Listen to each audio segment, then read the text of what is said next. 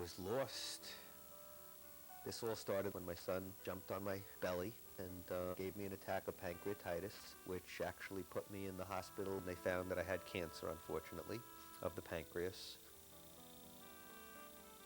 The statistics from last year, 28,300 people got pancreatic cancer last year. 28,200 people died from it last year. It was very confusing, the whole idea of having cancer and who to go to and what doctor to see. I didn't know what else to do at that point in time. A good friend of mine knew what I was going through, so she got in touch with Rabbi Lauber, and he actually reached out to me. He offered me any help that I wanted. Medicine today is like the stock market, up and down, constantly new information on the internet. With the staff of BIKUR CHOLIM, who's constantly up to date with all the medications, and having people who research constantly, I had put Gary in touch with the staff members, and they did the research for him. He put me in touch with a Mr. Goldfinger, who is not a doctor, but he must have his information from above. He knows every trial. He can call anybody and get through. There's no way that somebody that isn't a doctor can have all of this information. He's either a genius or he has his information min hashamayim. As you know, the mind of the person makes the person or breaks the person. And having a positive attitude, I had seen many, many times how many people survived only because of the positive attitude they had. The main thing that Gary needed is somebody to tell him that he's going to make it. I want to live. I want to make it through this. So far, not to give it an ahara, have beaten one of the worst cancers that they know of. It's phenomenal, and I think that the power of everybody praying for me and all the friends and family that I have has made it disappear. I pray to Hashem that BIKUR CHOLIM stays around for a long time. I trust these people. I know that they're in it to help me. There are no ulterior motives except that they're on a mission from Hashem to help people find their way when they're lost. And when you have cancer, in a sense, you're lost. The way that they reach out when a fellow Jew is in a time of need, it makes me cry when I think about it.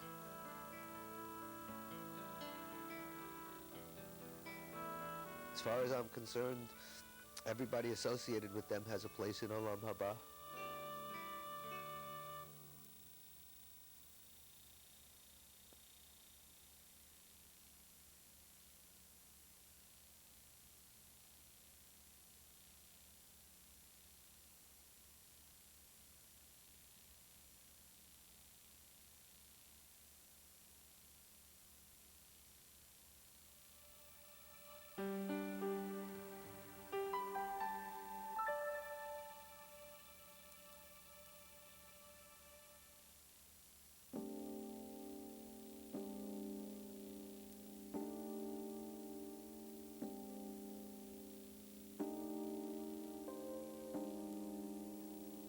My son was 8, had fallen out of the window of our house from the second story.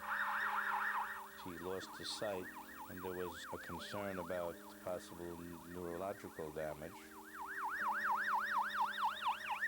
I think by the time we were in the emergency room, Shabbos had already started. We were in a state of obviously great anxiety and great concern. What are you going to say to the patient now? I don't know. Whenever I pick up a phone to call a patient or I have to walk into a patient's room, I pray to Hashem to give me the right words in my mouth. Here we were in the midst of a very difficult crisis, having not experienced anything like this before, filled with fears and loneliness because of the fact that it was Shabbos. And thankfully for us, soon after our arrival, we encountered BIKUR CHOLIM, firstly in the person of Rabbi Lauber.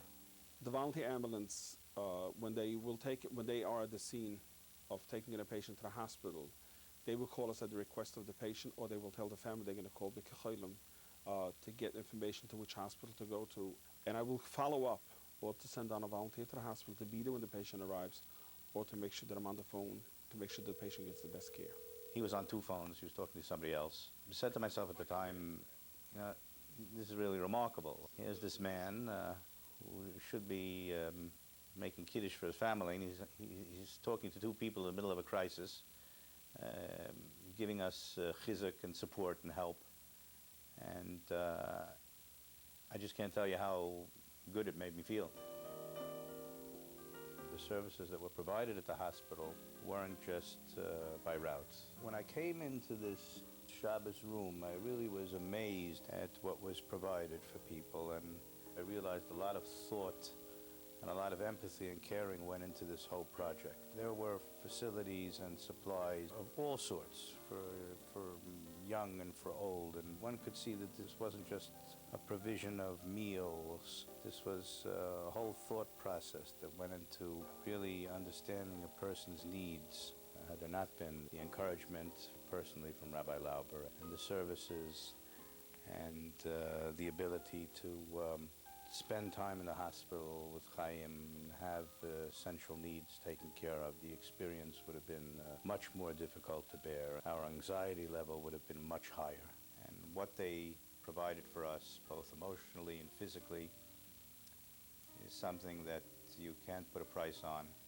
To say that it was nothing less than inspirational would not be saying enough.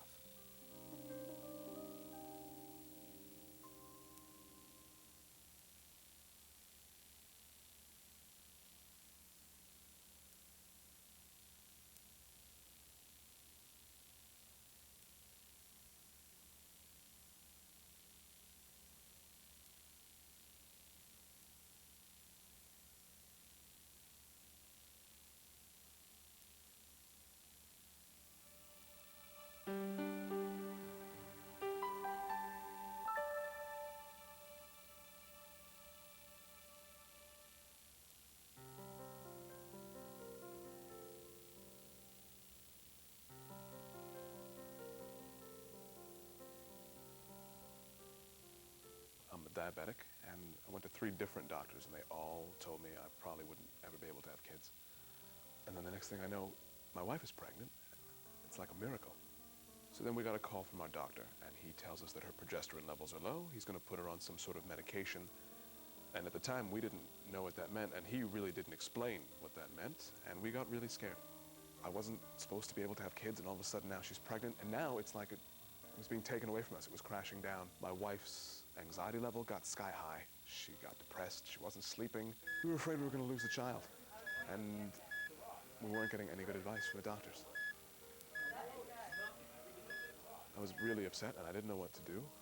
And there's this guy I play basketball with, and he noticed how upset I was, and he told me about BIKUR CHOLIM. I realized immediately that we had the resources to help him directly deal with this issue. The doctor did not explain exactly what was happening, did not lay out the options, did not clarify exactly what the problem was. I realized that we have an expert on our staff, Rabbi Yaakov, whose mission it is to, and expertise it is to deal with these problems. I'm not a religious person. I mean, I used to have long hair, I have an earring, and there's this Hasidic-looking guy with a beard and payas, and he wears the black. And I have to say, when I told my wife about it, she was a little taken aback, and truthfully, so was I.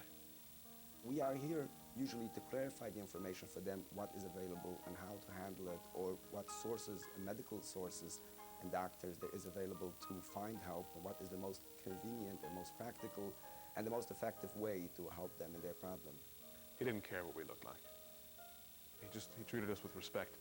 He saw our stress, understood what we were going through. He gave us support and guidance and literature, and he let us know that it was still possible to have a healthy child. We went to the doctor about 2 weeks ago, and thank God, the baby is doing very well. We're not stressed anymore. We can just enjoy the pregnancy. It's really great that they were there to save us from all that anxiety and the sleepless nights. We're grateful to BIKUR CHOLIM for being there with the right advice at such an emotional time in our lives.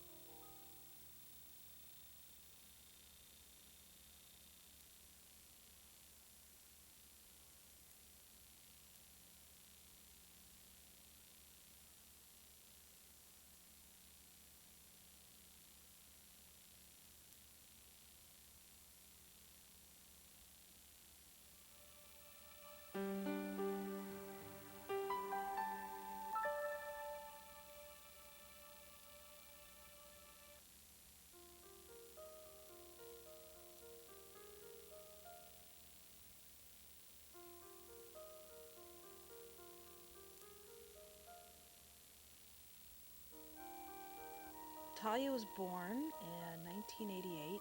It was a traumatic delivery, and I didn't even see her. She was transported immediately to Columbia Presbyterian, where she spent 3 years in ICU. She was literally on the edge for those 3 years. She was so incredibly fragile. Taking her home doubled the fear.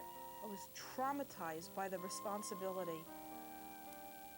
There are times where I've actually fallen apart, where I've cried, where I've desperately written letters in crisis. Nobody could explain what it's like having a child with special needs. These families are under enormous pressure, unbelievable hardship in trying to meet the needs of their child with special needs.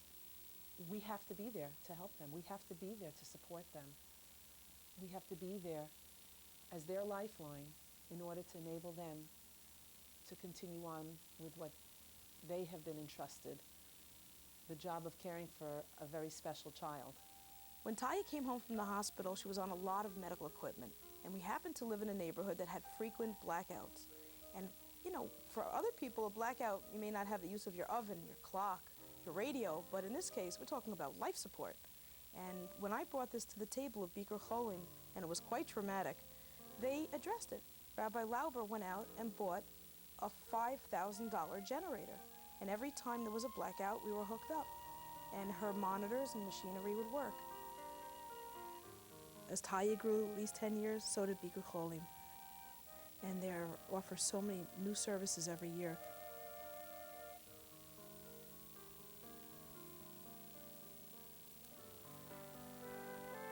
And now we have Yidei Chesed, which has really been my right arm for Talia. Yidei Chesed is committed to providing services to those individuals with developmental disabilities as well as their families. We are committed to ensuring that these individuals become productive members of society. The most magical word for a parent with a special needs child is respite. BIKUR CHOLIM offers a Sunday respite program, an after-school respite program, an overnight respite program, and they have the Magic Moments Camp. Those 2 weeks are extraordinary. BIKUR CHOLIM is like part of your Jewish family.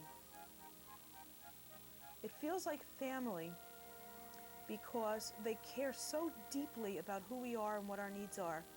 And they're so determined, like a mother or father, to do whatever it takes to address those needs.